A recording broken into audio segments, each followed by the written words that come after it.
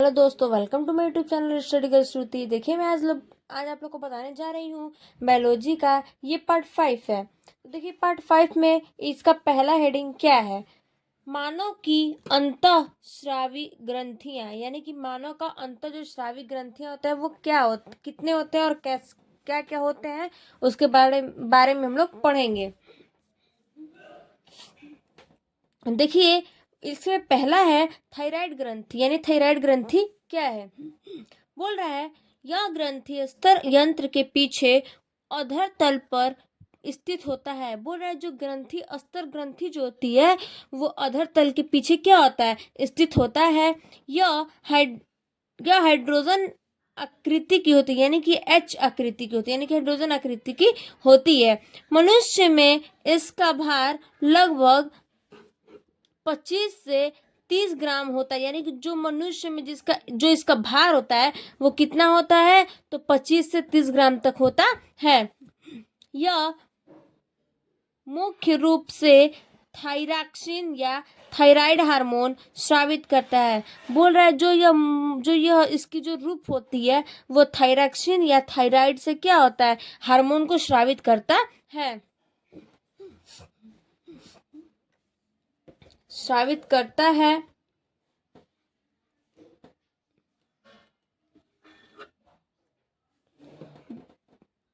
जो कि मुख्यतः आयोडीन का क्या है? उत्पाद है। यानी कि ये दोनों जो थायराइड और हार्मोन को जो स्रावित करता है, थायरॉक्सिन को और थायराइड को क्या करता है? स्रावित करता है। और ये मुख्य रूप से आयोडीन का क्या करता है? उत्पाद करता है।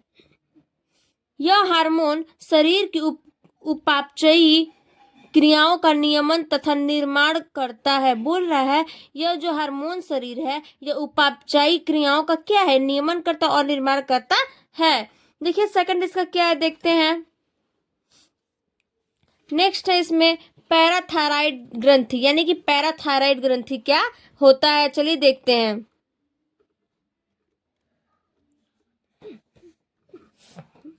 पैराथायराइड ग्रंथि,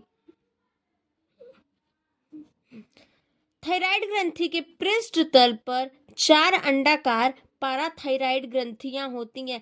बोला, जो पैराथायराइड ग्रंथि होती है उस पे पृष्ठ तल के 4 अंडाकार क्या होते हैं? पैराथायराइड ग्रंथियां होती हैं। यह मटर के दाने के समान होती हैं। यह जो जैसे मतलब कैसी होती है? तो जो मटर होता है उसके समान, यानी कि वैसे ही वे होते हैं, उसके दाने की तरह होते हैं। और थायराइड ग्रंथि पर स्थित होती है। यानी ये किस पे स्थित होती है? तो थायराइड ग्रंथि पे स्थित होती है। तो पैराथायराइड ग्रंथि।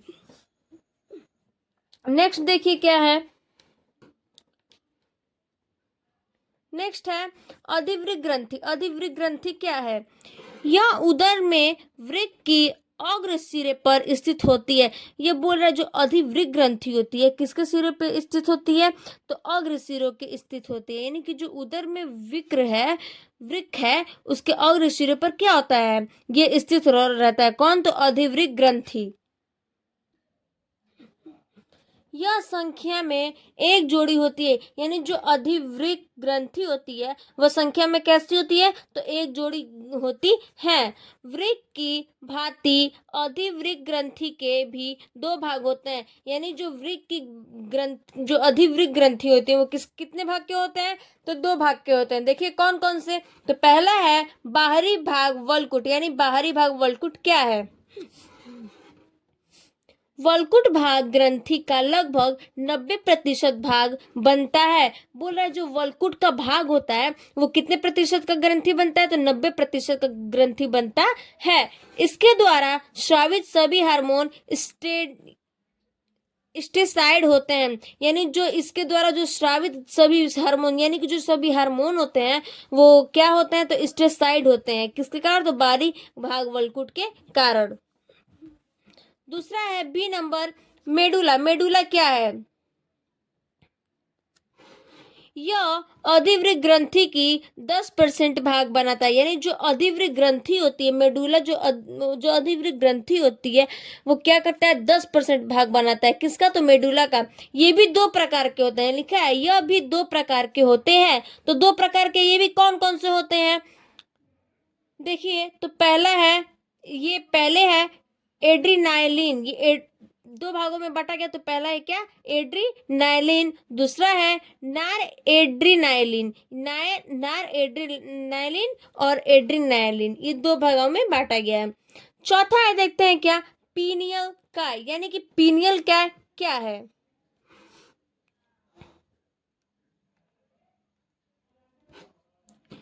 पीनियल काय किसको कहते हैं, यह चपटी होती है, यानी कि ये चपटी और सफेद ग्रंथि होती है। ये कैसी, जो पीनियल काय होता है ये कैसा होता है, चपटी होती है और सफेद ग्रंथि होती है, जो अग्र मस्तिष्क में डायएंसी फैलान के मध्य पृष्ठ तल पर स्थित होता है।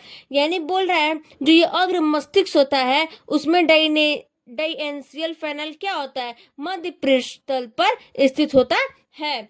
यह ग्रंथियां मेलाटोनिन नामक हार्मोन का स्रावण करता है। बोल रहा है ये जो ग्रंथि, जो पीनियल गाय है उसको जो ग्रंथि है वो किसके नामक का हार्मोन है, ये तो ये नामक का हार्मोन है, किसके नामक का, तो मेलाटोनिन हार्मोन, सॉरी मेलाटोनिन नामक हार्मोन का क्या करता है, श्रावण करता है, किसका, तो पेनियल काय का। देखिए जैसे एक नोट करके मैं बता रही हूँ आपको, यह पीनियल काय को शरीर से निकाल दिया जाए तो, बोल रहा है जो पीनियल काय है अगर हम लोग इसको शरीर से निकाल दिया जाए तो क्या, अंडाशय की वृद्धि रुक जाती है, जो अंडाशय होता है उसकी वृद्धि क्या होती है, रुक जाती है, किस कारण, तो पीनियल काय को निकाल देने के कारण। अगर हम लोग शरीर में से जब पीनियल काय निकाल देंगे तो क्या हो जाएगा, अंडाशय की वृद्धि क्या हो जाती है, रुक जाती है। आइए देखते हैं नेक्स्ट टॉपिक।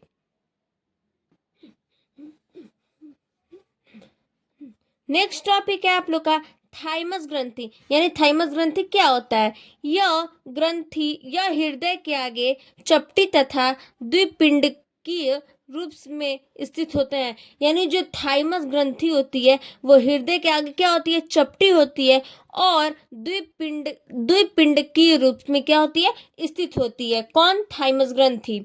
यह शिशु में विकसित तथा वयस्कों में छोटी होकर लुप्त हो जाती है। यानी बोल रहे हैं जो थाइमस ग्रंथि होती है वे शिशु में, यानी छोटे लोग, मतलब जो बच्चे छोटे छोटे होते हैं उन लोग में विकसित होता है और तथा इसकी वयस्क में क्या होती है, छोटी, मतलब छोटे होकर क्या होता है, लुप्त हो जाती है।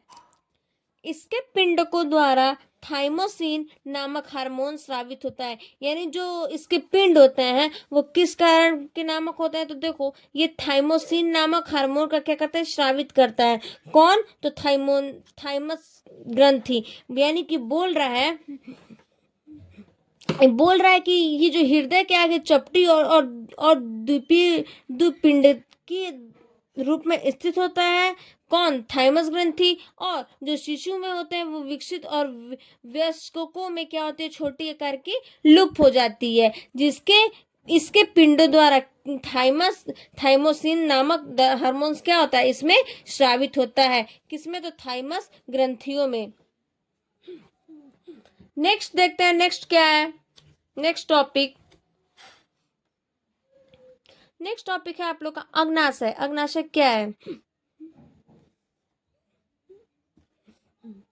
नेक्स्ट टॉपिक, यह एक मिश्रित ग्रंथि है। यानी जो अग्नाशय है वो क्या होता है, तो यह एक मिश्रित ग्रंथि होती है। इसका बहिस्रावी भाग अग्नाशय रस को स्रावित करता है। यानी जो इसका बहिस्रावी भाग होता है वो क्या होता है, अग्नाशय के रस में क्या होता है, स्रावित करता है। कौन, तो अग्नाशय, जो पाचन में सहायक है। इसका अंतःस्रावी भाग लैंगर है।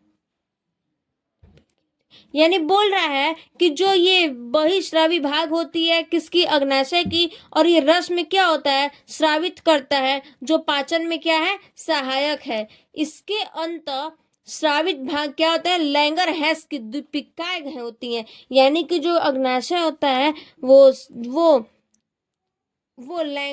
लैंगर हैस की क्या होती है, दीपिकाएं होती हैं। यानी कि हम लोग बोल सकते हैं कि जो अग्नाशय होता है वो मिश्रित ग्रंथियां होती हैं और ये बहिःस्रावी भाग अग्नाशय में रस के स्रावित करता है, और जो पाचन में सहायक होता है यह अंतःस्रावी भाग क्या करता है, लैंगर हास्य के दुपकीय में होती है। लास्ट है आप लोग का लास्ट टॉपिक जनद। जनद क्या है?